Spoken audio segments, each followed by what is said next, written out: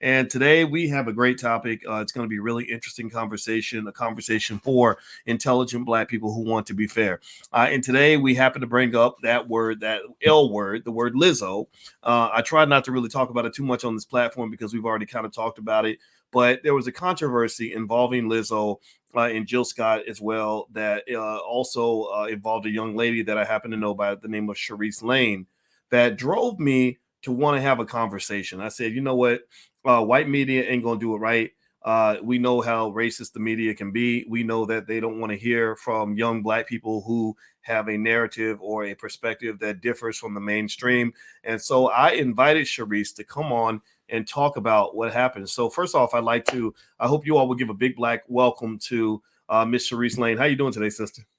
I'm good. Thank you for having me, and thank you for giving me the platform to kind of say what I need to say and share my side of the story.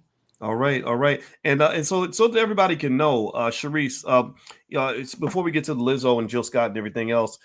How old are you? I just turned 23 around 2 weeks ago, April 9th. Okay, April 9th. All right, everybody say happy birthday in the chat. Say happy birthday to the sister. Okay, well, happy birthday to you. Thank Um, you. all right, so 23. Okay, so 23. That's important for us to, I think, understand because, I know that when I was 23, I was just learning how this Democrat Republican game works, how propaganda works. I used to believe back then that maybe life was fair or that was supposed to be, and I learned, the hard way that it wasn't like that. And so, Sharice, let's dive into this. So, tell us the whole story with the Lizzo thing, and how did you end up even addressing Lizzo because I just saw it on the Shade Room, hmm and I said, wait a minute, I know her. How did Lizzo even become part of the conversation on your Twitter Uh, page? right. So, I would just say first, I have conversations on my Twitter all the time about what celebrities are doing or current events, current topics. Even when it comes to femininity and being classy and stuff like that, because that's just the type of conversations that I have on my Twitter. And as we know, when it comes to celebrities, everyone is going to talk about you regardless. Like I don't care who you are. Everyone is going to talk about you. So my tweet wasn't even to point the fingers at them. I was having a conversation about curvy and plus size women. Let me actually read the tweet before I get into explaining it. I don't know if you already have it pulled up, but I want to read it and then I'm going to explain what I meant by it. Well, what I'll do is I'm going to share what the Shade Room put up. Okay. Is that the Yeah. one that you'd like people to see? The one in the Shade Room? Yes. Okay, Yes. and I want everybody to know we're not here to be biased or to just cape for Sharice just because she's one of us. It's really a matter of letting her voice be heard, and media propaganda is something else. And so here's the tweet. It's right there in the middle of us. It says, "Your size isn't the reason men won't date you. It's the level of class you have. For example, let's compare Jill Scott to Lizzo. Men, which would you date?"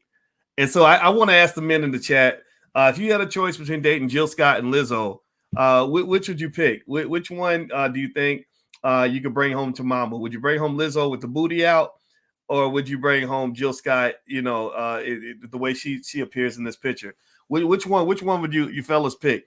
So that okay. So Lizzo. So it sounds like you weren't really necessarily aiming for Lizzo. It sounds like she came in as part of a bigger conversation you were having. Is that accurate? Yes. So, I was basically talking about plus size women and how, size kind of does matter, but at the same time, it won't stop you from getting a man. But what will stop you is the level of classiness you have. And then I gave examples of people who like celebrities who people deem as plus size, and I said this person versus that person, Jill Scott versus Lisa, which one would you date? And my tweet has been blown out of proportion. I know the reason it has mainly been blown up is because Jill Scott responded. She said two words. She said, "Stop it." Okay. You know, I see why she said that, but at the same time, I really wasn't aiming to put two black women against each other. What I Okay. was basically saying is here is an example of two celebrities, two plus size celebrities who I think is classy and not classy, and that is going to be what's going to determine if you're going to get a man or not. That's what I was saying. Um, But yeah, it Okay. was a pretty simple conversation that has been blown out of proportion. And for the past 2 days, I've gotten several messages, hateful messages, people telling me to kill myself, people telling me to end my life, you know.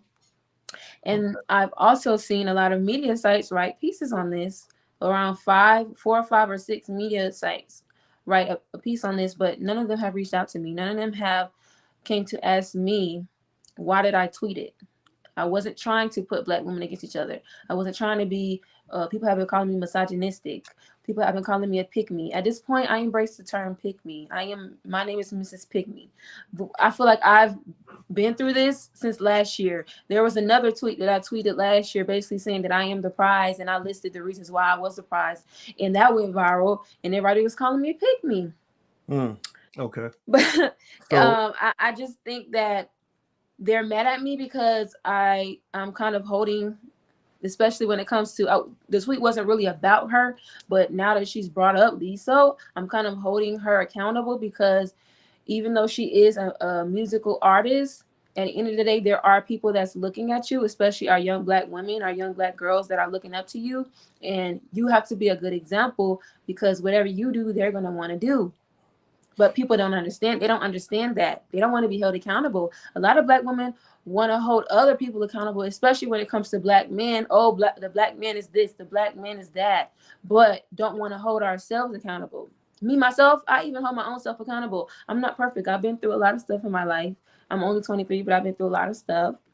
I've done some stuff that I'm not proud of, but I also have those mentors that put me in check that I go to and tell them, oh, I got into this situation and they get me in check. So I'm going to do the same when it comes to these celebrities. mm, Just because you're a celebrity doesn't mean that you're not susceptible to criticism. If mhm. you're in the spotlight, somebody's going to be looking at you. So that means you need to be a good example. Okay.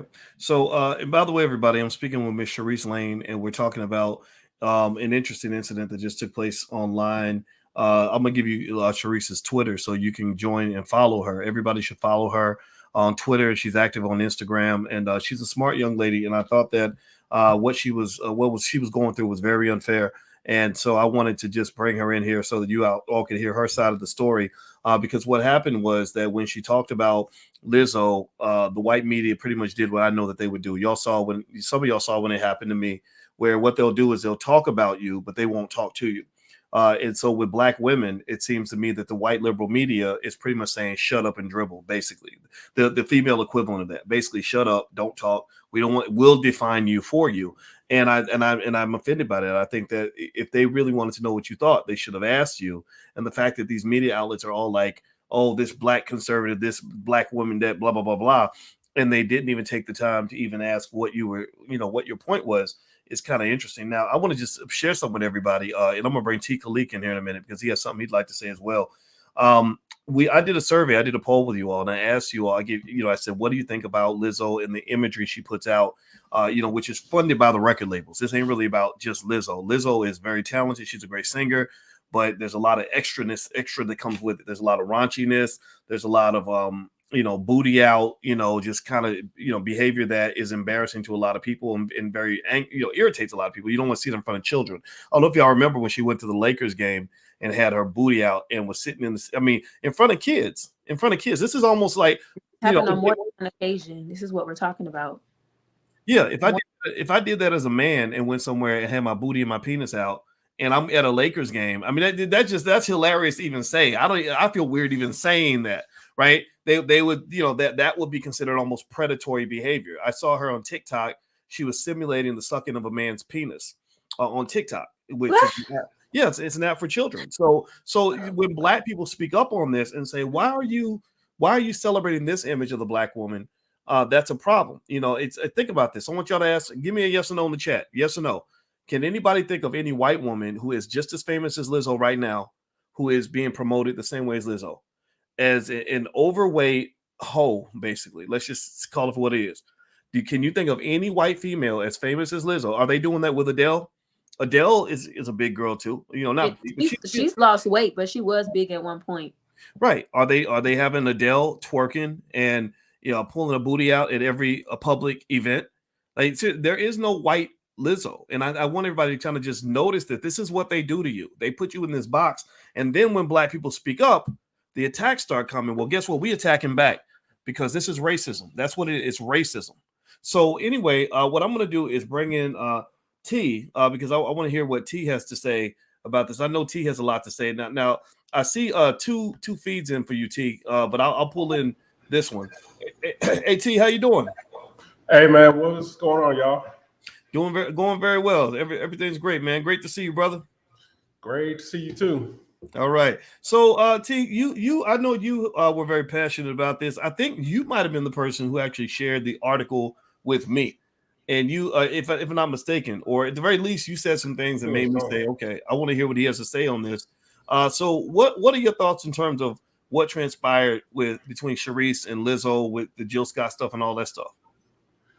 Well, yeah, I'm not shocked because anytime there's black dysfunction, that is always going to be promoted and uplifted. And in the black community, we're not allowed to check ourselves.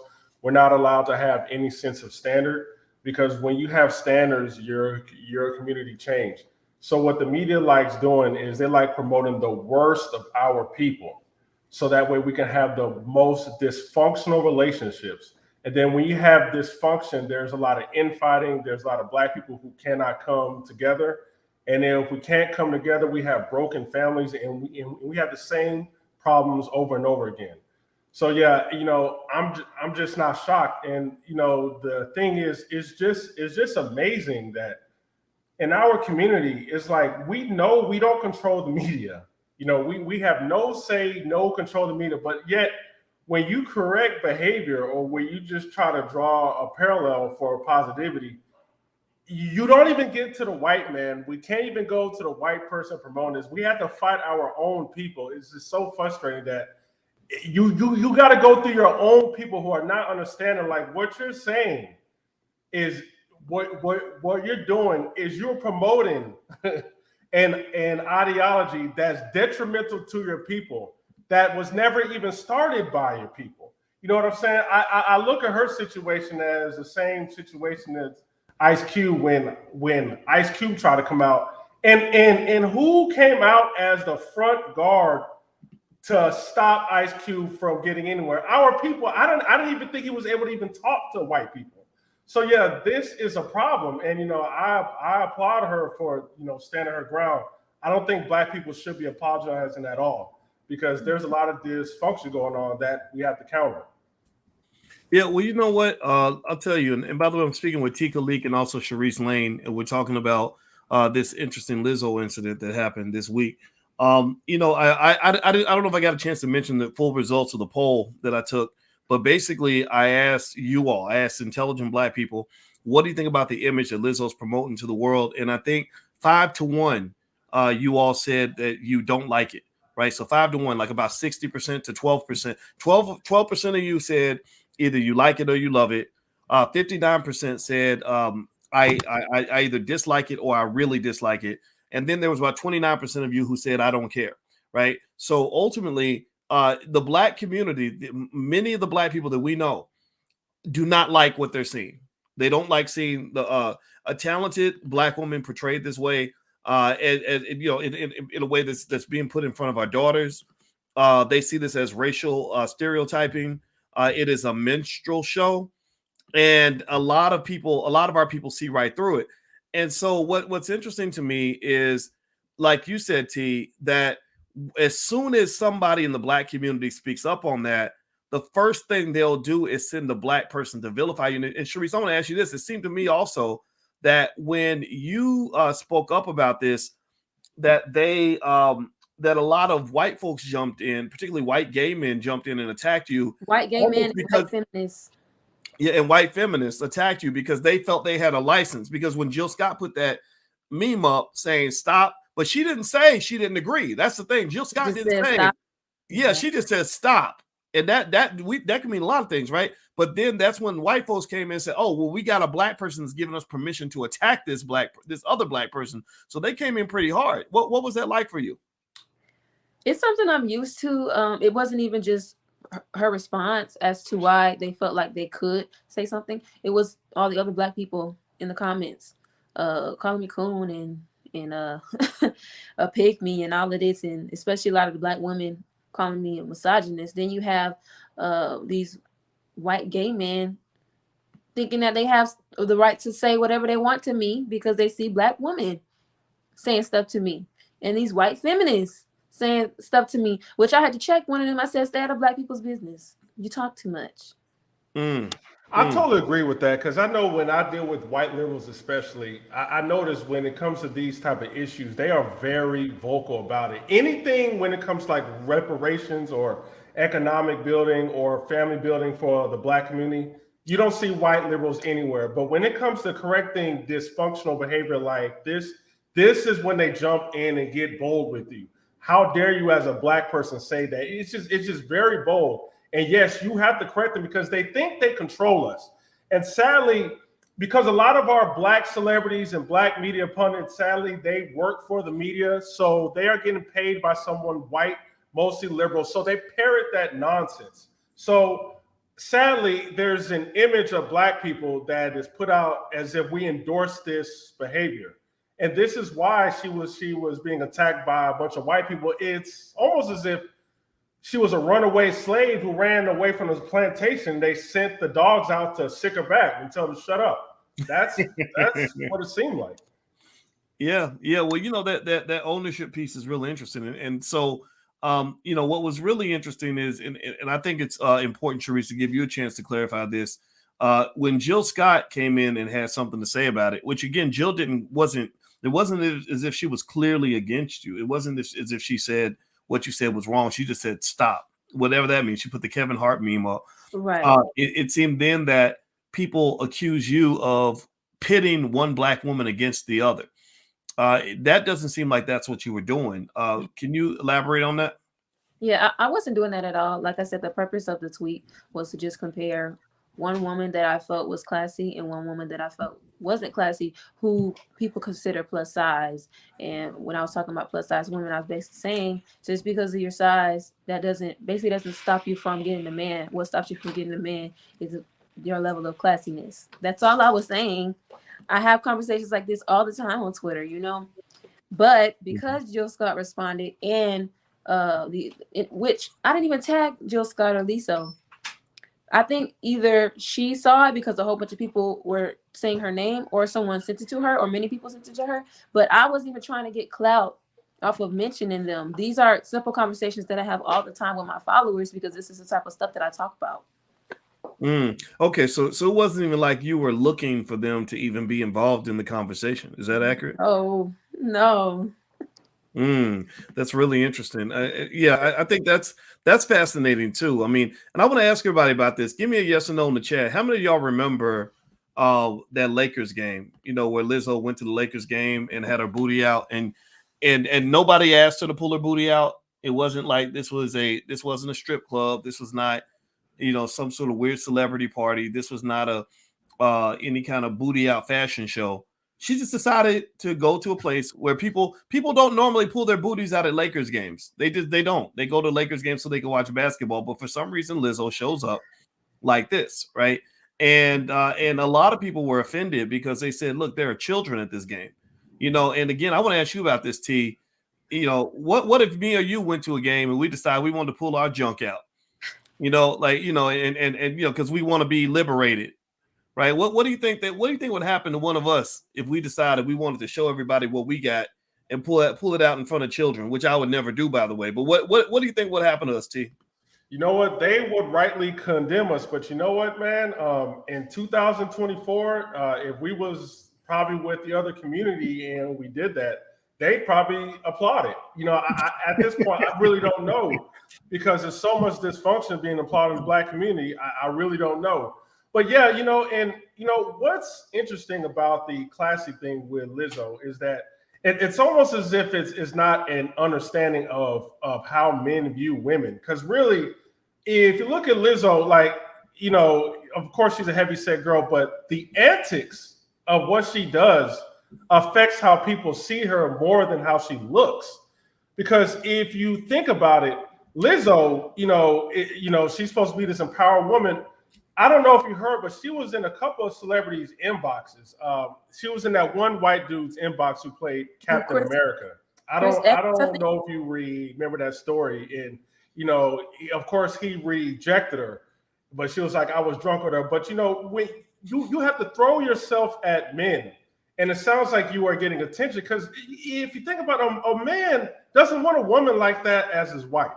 How can you have a woman like that and then she raises your kids, but then she promotes that type of imagery? Like, what if you have a daughter? So you want your daughter to grow up thinking that that's okay to behave that way, and then not even realizing that when men even think about Lizzo, because what she portrays, but because what she puts out, if a dude was seriously, I mean, not even seriously, but just to entertain her, he would probably just want to sleep with her and that's it, and not take her seriously because of the antics that she portrays. So, yeah, I mean, it's not a good role model for Black people, especially young Black girls trying to come up looking like that and thinking like that is a good model to be attractive, just throwing out your butt like that. Okay, so my question, I want to ask everybody in the audience this. And by the way, I'm speaking with T. Khalik and also Teresa Lane, and we're talking about Teresa's run-in with Lizzo and the Lizzo mob, and also some other things that happened with that. If you could, please take a second and hit the thumbs up button, thumbs up, thumbs up, thumbs up, share, subscribe. This is an example of why we need Black media. We need to have our own platforms so that our voices can be heard, so that people won't think that every Black person is co-signing on the nonsense that you see in the media. I can just tell you right now, both T and Sharice, I'm going to invite both of them to the All Black National Convention because that's the place, one of the places where we get together and we really make our own rules as family. And so if you want to know more about the convention, just go to boycewatkins.com. It's going to be at the end of October in Charlotte.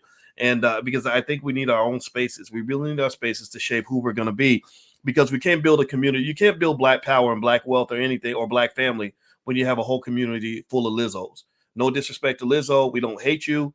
We don't necessarily like the record labels that are paying you to degrade yourself. So here's what I want to ask everybody. A quick question. Give me a yes or no in the chat. How many of you would want your daughter to grow up and be just like Lizzo? Like if you had a daughter that grew up and made a lot of money, pulling her booty out at Lakers games, and sneaking into the inboxes of the Avengers and simulating sucking a man's penis on TikTok and doing all this. How many of you would be happy, would say that's my baby, that's my girl, I'm so proud of my daughter? How many of you, yes or no, yes or no, yes or no, would you be proud? Would that make you feel good? Would that make you feel like, yeah, she's representing the power? That's Black girl magic. Is that Black girl magic? How many of y'all would feel that way? Okay, so I think that simple question allows us, Sharice, to just, I think, make it real clear. I think it's important. We know white people they're gonna do what they do. They've been doing this for 400 years, misrepresenting us, making us look crazy. Lizzo fulfills. My wife explained it in a podcast she and I did. She fulfills two historical minstrel show stereotypes. There's the stereotype of the Jezebel, which is basically the hoe. And the other stereotype of the Black woman as the mammy. So she's the mammy hoe. That's pretty much what they are marketing her as. They don't do this with white women, and this is just real. So Sharice, as a 23-year-old, how do you what is it like for you when you are going into a world where people think that this kind of stuff is normal? Like you're a young woman, one day you're gonna get married and have children and everything else, and your whole life is in front of you. What's it like dating Black men in general, when you've got some men who have been falsely led to believe that this is normal behavior, and that what you're doing by trying to be intelligent, trying to be classy, trying to be solid, or that they think that's abnormal? What does that feel like for you? I'm in Florida, and in Florida, it's full of city boy and city girl culture, especially in Orlando and Miami. It's hard because the type of men that are around here, no disrespect to Black men, but some of the type of men that are around here, all they're used to is city girls, and I'm just not that type. Now, I do have some men approach me that say, "Oh, you're different." Well, I know that because you're not used to the type of women like me that I am. But it is hard, and that's kind of like one of the reasons why I'm not dating right now, because I feel like I just need to get in another area with men that know value when they see it, and they're not that are not city boys, basically. City boys. I never heard that term before. T, have you City heard the boys term? and city girls. Yeah, this is the wilding out dudes. But you know, this does go back to the stereotypes with the black community because a lot of us do say, you know, one black person doesn't represent us, and that is true. But what we have to understand is then when Lizzo does the things that she does, then it gets co-signed by black people and black women. That creates a stereotype because even though you're not Lizzo, when people see you supporting it and it's majority from your race, it creates a stereotype. Well, dang, all of you act that way. And then, you know, just piggybacking of the black man, if that is the stereotypical black woman that behaves like Lizzo, no man is going to treat a woman like that seriously. There's absolutely no way. So yeah, what they're going to try to do is get what they want to get and bounce. So yes, I do think that black people do need to definitely guard our image a lot better and call this behavior out because all of us don't represent it, and it is frustrating that when you call it out, we have an internal fight. Like I'd rather fight outsiders than we have to battle ourselves. It's like, yo, how were y'all raised? Y'all don't see a problem with this? Like where is this coming from? I mean, is the media so thoroughly brainwashed our people where this is just seen as normal? So yeah, that's the problem with the stereotypes is black people need to guard our image better. Otherwise, people are going to keep seeing us in the lowest common factor. Well, you know what's interesting is, y'all know I'm gonna take this picture off my screen before I get banned on YouTube for showing this. But the thing that's interesting to me is, I always follow the money, and one thing that a lot of our people don't understand is that all money ain't good money. We think that a Negro on TV making money is successful. That's it. Like, that's all you got. If you on TV, if white people put you on TV and they paying you big money, you literally could be making that money by having sex with animals, and black people will be like, black excellence, y'all. That's black excellence, y'all. That ain't black excellence. That's like high paid buffoonery. That's what it is. And so one of the things that we got to do is increase our self-esteem to the point where we realize that just because somebody's paying you money to do it, don't mean you're doing the right thing. That don't mean you're winning. Sometimes they're paying you to be a public loser. They're paying you. They're using the money to manipulate you like a puppet. And so again, I encourage everybody to not just look at Lizzo. I don't think it has to be about Lizzo and attacking Lizzo. It's really looking at the record label. Who's funding Lizzo? Who's paying her paycheck? Who's writing the checks and saying, "Okay, girl, pull your booty out again. We'll give you another $500,000." That's what you got to look at, because if they were paying her to do something else, if they were paying her to carry herself like Charisse, she'd be like Charisse. She'd be dressed with the, nice proper clothes and speaking proper English and all that. But they're paying her to be the mammy hoe. They're like, look, we have a list of Negro stereotypes. We are going to compensate you well as long as you behave like the cartoon character that we know you black women are. So whenever anybody comes after T or Charisse and says, "Oh, you're attacking black women because you don't go along with Lizzo pulling her booty out of the Lakers game," I say, no, actually, this is a way of protecting black women, because I hear from a lot of black women who say that's not who I am. Do you know how many really talented singers can't even get a record deal because they won't pull the booty out? Right. So T, I want to ask you a question. I want to ask you this question, T. What do you think about this also? I remember when I had my little weird Lizzo thing, and the media did exactly to me what they're doing to Charisse. You know what they do? They'll talk about you, but they won't talk to you because they want to define you. It's white supremacy. That's what it is. I remember one of the things that I said was, why are we promoting obesity, flat out obesity, as if that is body positivity? I used to be overweight, much more overweight. I still am, actually, but I was really overweight a few years ago. My wife, who loves me very much, who is a classy woman, she said, "Look, I love you, but you got to lose weight." Right. So she didn't hate me. She didn't dislike me because I was overweight. But she did say, if you don't do something about this, it's going to kill you. It's going to cause you health problems. Right. So so fast forward that, I think about when you talk about Lizzo and obesity, it's almost as if they're encouraging it, like they're marketing obesity, like that's a good thing, right? So here's what's fascinating. If you were to go look at the list of the top 10 reasons Black people die, right? The top 10 causes of death for Black people, at least 4 or 5 of the top 10 causes of death are related to obesity.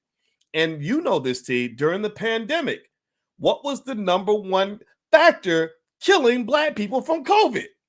Obesity. So to me, when you are encouraging obesity, when you're marketing obesity to Black people, you're basically encouraging Black people to die. Am I crazy or am I right? What do you think, T? No. That absolutely is the case, and I like how you mentioned your wife, because someone who truly loves you is going to give you advice to help you out, to keep you healthy. Someone who doesn't care about you, someone who's exploiting you for your money, is just going to keep lying to you. That's just a yes man, just to get whatever they can out of you. So yes, that's exactly what is going on with the Black community. And what was frustrating, especially during the whole, jab period when everyone was locking down, when they talked about the Black community dying, you're right. They didn't mention anything about our health. It was almost just the virus was just racist. It was just a racist virus, completely affecting us only. Nothing about working out, nothing about eating healthy, nothing about changing your lifestyle to be a healthier person. It's just the virus is racist, and come take this jab. So yeah, the Black community has to understand we are being exploited. Like these white liberals, even if it comes to the conservative side, they are not our friends. They just use our skin color and our Blackness to promote whatever agenda. Because how are we still complaining about the same issues? Like I'm telling you, since I was a kid until now, Black people are talking about the exact same issues. It don't matter how many Black people you have in the politics. It don't matter if you got a Black president. It don't matter if you have Black congressmen. We are complaining about the exact same issues. So yeah, these people don't care about us. They, we are expendable to them. And I truly agree with you. Black media, real Black media, is the only counterbalance to this, because only on here where you are going to hear the unfiltered truth about what is going on with the Black community. So, Sharice, I'm going to ask you a question. You may not be older. Have you ever seen The Wiz, the original Wiz? Either one of y'all? I haven't seen it in a while, but I have seen it. Okay, everybody in the chat who's seen The Wiz, the Michael Jackson, Diana Ross version, say something in the chat. That was one of the greatest movies of all time. And when I think about the experience of the Black community, based on what T just said, Sharice, I think about when Michael Jackson was sitting there and he was a scarecrow and he started singing, "You Can't Win." You can't win, you can't break even, and you can't get out of the game. People say things will get better, but really they just stay the same. Anybody remember that? Right? And that's what I think about when I think about the Black community. You can't win, you can't break even, and you some of y'all ain't never gonna get out the game. And so when I see you as a person who has Sharice, chosen to vacate the Democratic Party. Again, I speak openly and say I'm not a Republican or Democrat, but you happen to be a Republican, I believe, if I'm not mistaken. Yeah, I'm a registered Republican, but I'm still like non-biased when it comes to my views. Like I basically vote based on my values. So if the Republican Party stands for something, or let's say a candidate that's Republican stands for something that I don't stand for, I'm not going to vote for them just because they're Republican. But yes, I am a registered Republican, but I do bump heads with both sides.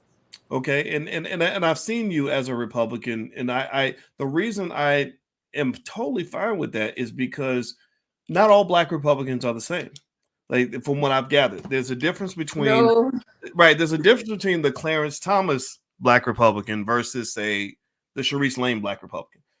There are Republicans, and I believe Democrats too, that choose their side based on what they believe is best for the community. And I think that that's worthy of respect.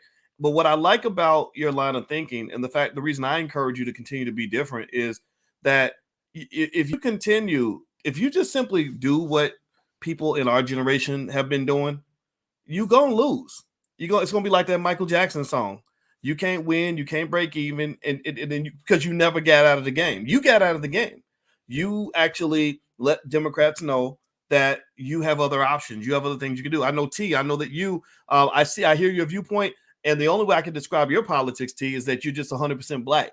I don't even know if you're Democrat or Republican. I mean, do you assign to a political party, or you Yeah, just gonna... I'm more independent, but I would say I kind of lean a little center right, just due to my family background. But I definitely have sympathies for a lot of liberal causes. I do what I do like about, especially with the left, is that they're more concerned with the social issues and the well-being of people. What I do like about the right is I love the concern about the family structure, God, money. So yeah, I think we can go both sides. And what is interesting is, especially when it comes to this topic, is we do need black people on the right to represent black people. Like we can't have a situation where if a Republican get in, there's no black representation. So we just sit around and we complain for 4 years. No, we should have black people on the right that's still advocating for black issues and for black people's socioeconomic level coming up.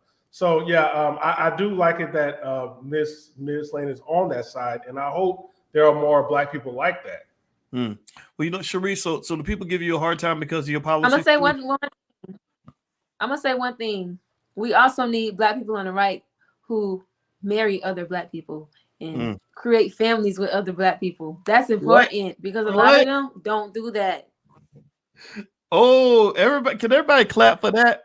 Clap for that. Give her a digital round of applause for that comment. I'm clapping because I agree with you 100%. You know, a lot of people, when Judge Ketanji got selected, a lot of people didn't realize that there's never been a black Supreme Court justice who's ever been married to a white person. And also I saw a story today, actually, you know, speaking about things on the left. Michelle Obama's brother had some incident where they feel their child got discriminated against at some uppity private school that they were going to. And he had this blonde-haired, blue-eyed wife next to him, you know, and it's almost as if there's like an integration narrative where it's sort of like, look, if you just settle in and be like us and subscribe to our values, marry into our community, then your individual life will be better, but your community will perish.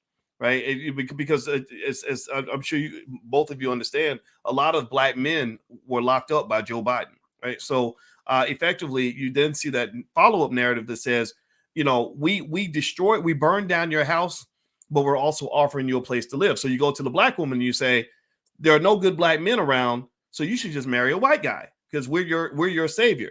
But nobody's asking that question, like, what happened to all the black men? Well, because Joe Biden went through and literally locked up hundreds of thousands of brothers that are still locked up now. You know, some of their sons are locked up. You know, generational stuff. I knew about a judge who sentenced the grandfather, the father, and the son in different generations. Like, he was a judge 30, 40 years. Like, each generation, he sent each man to jail. You know, so my point is to say that that point that you made about black families, Sharice, and I'd like for you to elaborate on that. It seems to me that is an important point that we're kind of missing as a community. We're not talking about the destruction of family, anti-family values that are being promoted that are destroying the power base of the black community. Can you elaborate on that from your perspective? Right. So I do identify as a pro-black conservative, even though I am a Republican. I identify as a pro-black conservative, and I say that I'm pro-black because I believe in the black family. I believe in black economics. I believe in black love, you know, all of that. And I think that it's important to continue on with being pro-black because the black family is important. We see what has happened from the 60s to now concerning the black family. A lot of us do come from broken homes, myself being one. And there's not a lot of unity. There's not, we see all these black people mixing, which, okay, if you're going to do that, that's you. But a few years down the line, are we even going to be here? Is our community even going to be here? It's important that you build with another black person because you want the black family to continue on, and you want your children to not be confused. You want your grandchildren to not be confused. Me personally, that's one of the reasons why I say I'm going to marry a black man, because I don't want my children being confused about their identity. And I don't think a lot of people think about that. They don't think about their kids. They don't think about themselves when it comes to the spouse that they choose and the person that they choose to marry. But you always have to think about the kids as well. But yeah. Okay. And you know, the thing about that is, especially, you know, the black community has such a high single parent children being coming out of it. I think that a lot aids in the gender war because a lot of, you know, just think about a young black boy never having any men around, you know, raised around nothing but women. He doesn't really know how to control his emotions. You know, he never had that masculine presence. So he doesn't even know how to behave around a woman. You know, just think about it. If you've been taken care of all of your life, you know, you've never been told to stand on your own. You get with the woman and you think she's supposed to take care of you. You know, you've never seen your father be the head of the home. Like I can say, my dad was the head of his home. He came home. His presence was strong. When it's just, I can feel it. And that's one man I could never disrespect. Even as I got older, I had a lot of respect for that man. Paid for everything. He's one of the guys where you know, he'll take us all out to a really expensive restaurant and he'll pay for everything. Just a leader, you know, and I have such respect for him. And I love my mother. I saw how he treated my mother, so I understand the family dynamic, and that's why I can't really get involved in the gender war that I see a lot of black people have, because it's like, man, if I attack black men, I'm going after my father. But then again, if I go after black women, I'm going after my mother. And I'm just trying to see, how are black people doing this? Where it's like black men are all on the black men's side. They can't find any flaws that black men do. And then you have black women doing the same thing. I'm like, yo, like, what is going on? But yeah, I'm starting to see it's a lot of this is due to us not really understanding the opposite sex, because we've never really was raised around in a healthy environment to see how we're supposed to operate. Right. I would say, even though I did grow up not really having both parents in the home, one thing that I did have was my grandparents as an example, and I talk about them a lot because they are a big inspiration to me, and they're the reason that they're kind of one of the reasons why I'm the way that I am. I've seen the way my grandfather has treated my grandmother and vice versa. I've seen them always say, I love you. My grandma say they wake up every morning saying, good morning, my love. Read a scripture together. You know, they've been married for 56 years. And even though I didn't have necessarily the example of my parents, I had my grandparents. And so I'm grateful, because I don't know if I would have been the same woman with the same type of values if I didn't have the example of my grandparents, at least, and showing how a black man is supposed to love a black woman, and how a black woman is supposed to love a black man, and how my grandma was able to rest in her femininity and my grandfather abided in his masculinity. I think this is very important for me right now, especially to make the right decisions when it comes to a spouse, because I want my kids to grow up with that same example that I had with my grandparents. Well, you know what? By the way, everybody, I want you all to know who I'm talking to. I'm talking to T. Khalik and also Teresa Lane. And we started off talking about an incident involving Lizzo and the racist white liberal attacks on Charisse because she challenged the promotion of obesity and all this chaos.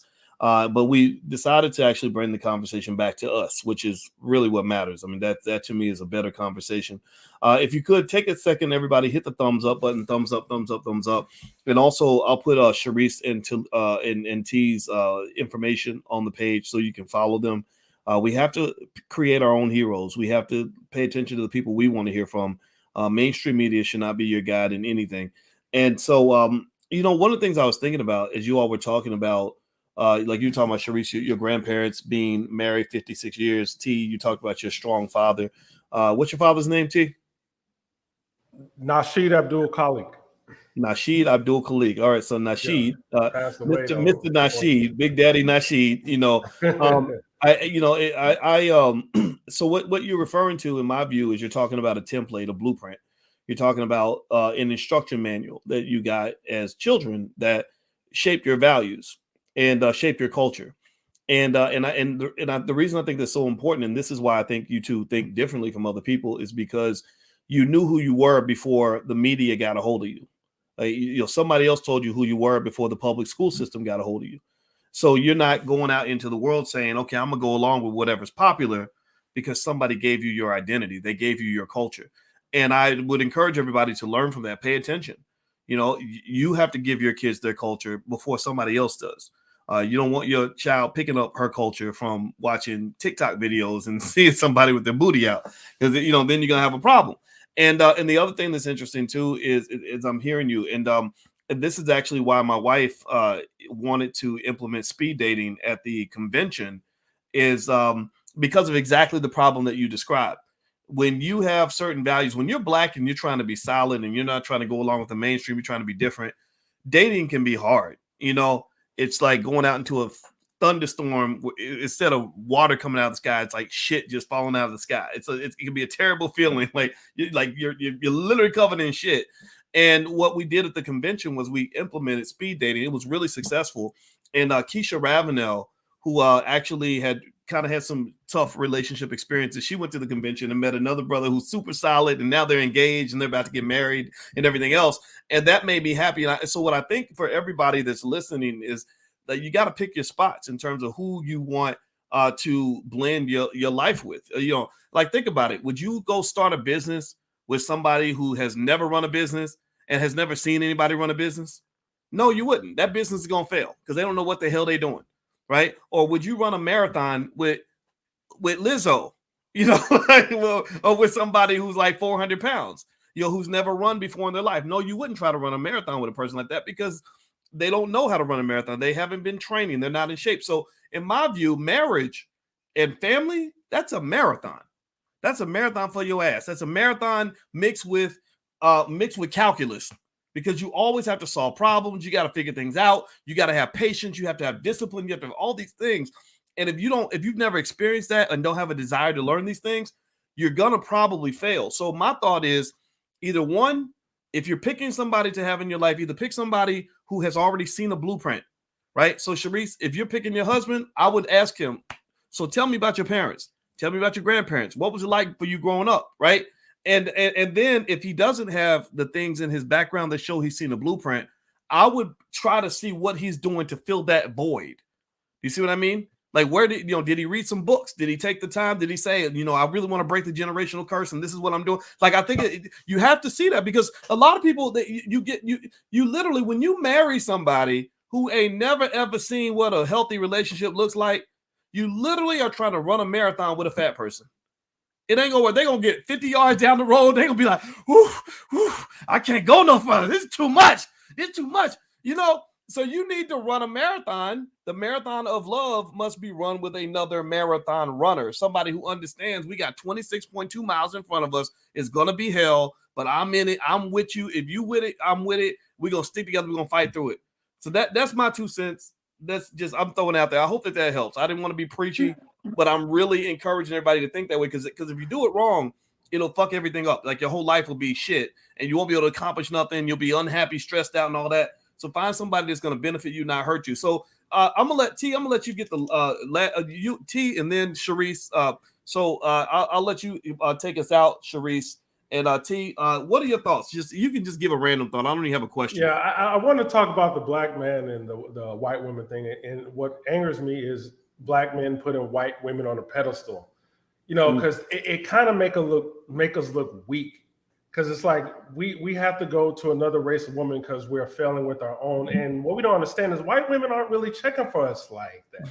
You know what I'm saying? And I'm like, who do you think the white man is fighting his own woman about the feminism thing? Y'all are talking about, black feminists. And I'm like, that came from the white woman. Look at where the Me Too movement started off. All these false accusations leveled against black men, all this gender nonsense that we are talking about, a lot of this are spearheaded and led by white women. So it just angers me that we go out here and we say, well, I'm gonna go get a white woman and she is more feminine, as if a white woman doesn't divorce you, as if a white woman doesn't have a very independent mindset. So to me, it's just annoying. If the imagery of it doesn't even make us look good for white women, because when white women see that, it does kind of make us look weak as well, because it's like, well, what's wrong with your own women? That are you not masculine enough? Are you not ahead of your home? Are you not got your life in order? Because I'm gonna be honest with you, Dr. Boyce. If you're a man who's on top of your game and on top of your status, you're not gonna have these problems where a woman is gonna run over you. You are going to be able to see that. And if she sees you grinding, she is going to respect you. It doesn't matter what race. You can, even if you talk to the most hood of the hood rat, if she sees you as a leader, protector, and provider, she is going to respect you.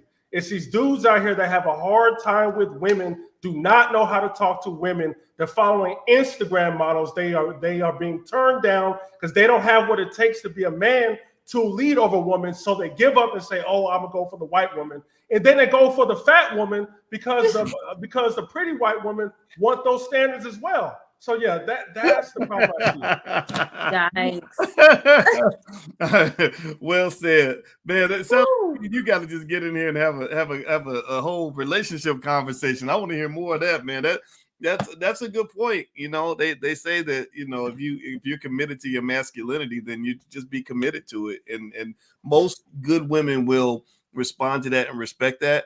I think what I have found is that if there's a lot of resistance, though, you get into a lot of back and forth and fighting and all that stuff, and that can be very draining. And I think what I remember when I chose my wife, I was kind of in the category where Sharice was talking about. My wife was classy. You know, I know we've been friends for a long time. I wasn't even interested in marriage until, you know, later on in my life. I didn't even know if I was ever going to get married. But the thing was, if she had been, you know, a little too wild, a little too out there, a little bit too for the streets, if you know what I mean, I don't know if that would have been my cup of tea. I probably would still been attracted to her, but would I be willing to, you know, put my life in her hands and my 401k and everything else? I don't think so. I don't think so. You know, so that point that you made, Sharice, and I'd love for you to elaborate on it and then share anything else you'd like to share as we bounce out. That piece about class that you laid out there, it's crazy to me that people get mad just because you say, "Hey, look, if you want a man to want you in a certain way, presenting class does help you." There's nothing, I don't think there's anything sexist about that. I will say, if my wife was not classy, I'm not bringing a classless piece of shit woman home to my mama. My mama would slap me like Will Smith at the Oscars. Like she'd be like, what is this that you drug in the front door? Why is it wrong to talk about that, Sharice? What's wrong with encouraging Black women who want a quality man to be classy and quality themselves? What's wrong with that? There's nothing wrong with it. I think people make a big deal out of it because they know that they're not the type of women that men that they want. So then they bring us down, the type of women that we are, you know, the classy women, they bring us down because they can't attract the men that they want. There's nothing wrong with being classy. A lot of classy women exist. I think that the media promotes women that aren't classy for a reason, to make it seem like we don't exist, especially when it comes to Black women. But it definitely does matter. And yeah, that's basically it. We're out there. If you're a masculine man, you might think that it's hard to find a feminine woman, but if you're a true masculine man, you're going to attract that feminine woman who carries herself in the right way. And I'm not saying that you have to be perfect, because like I said, I'm not perfect. I've done things in the past that I haven't been proud of, but I think what matters is what you're doing now and how you're carrying yourself now. And yeah, that's basically it. Well, you know what? You are definitely classy, and everybody give a shout out to the classy young lady that had the courage to come in here and share her point of view. I hope everybody will applaud for her. And I've been going out of my way to ask y'all to do that, because we got to encourage young people who are trying to break generational curses. You know, and don't you worry at all about, you know, if you do make mistakes, that's okay. You know, we all make mistakes. We all do. And I just really, I have a lot of respect for you, and I respect your grandparents for raising you in a way that leads you to be a great young leader for the community. In fact, you made me think about King Randall. King Randall is hosting the I Am a Man March on April 30th. I'm actually going to go down there, and a lot of other people are going to go down and support him. I know 19 Keys will be there and stuff like that. So actually, I put a link, everybody. If you go to boycewatkins.com, you can find the link to the I Am a Man marches in Albany, Georgia on the 30th. Also, the One Africa Unity Conference is happening in Detroit. My wife is going to speak at the One Africa Unity Conference along with Professor James Small, Dr. Malena Karanga, Riza Islam, a lot of other great people. And I know Riza is also going to be down at King Randall's event down at the I Am a Man March. And I want to encourage everybody about these things, because we have great things happening in our community. We have a lot of smart people in our community. You don't need mainstream media.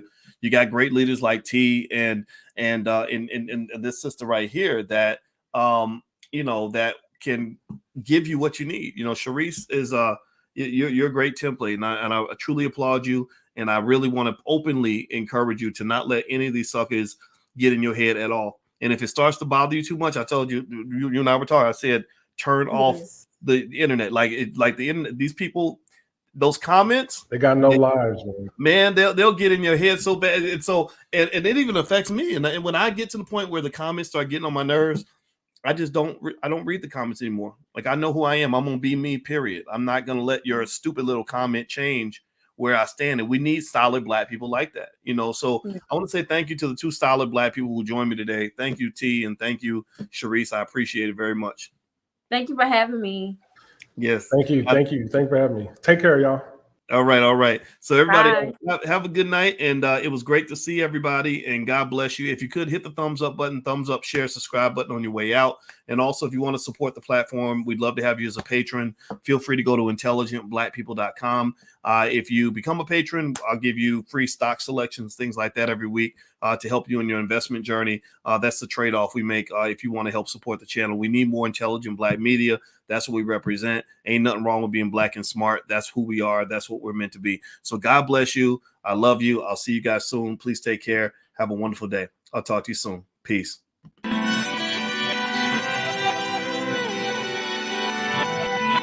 Here we are, clan the isms, cataclysm, great.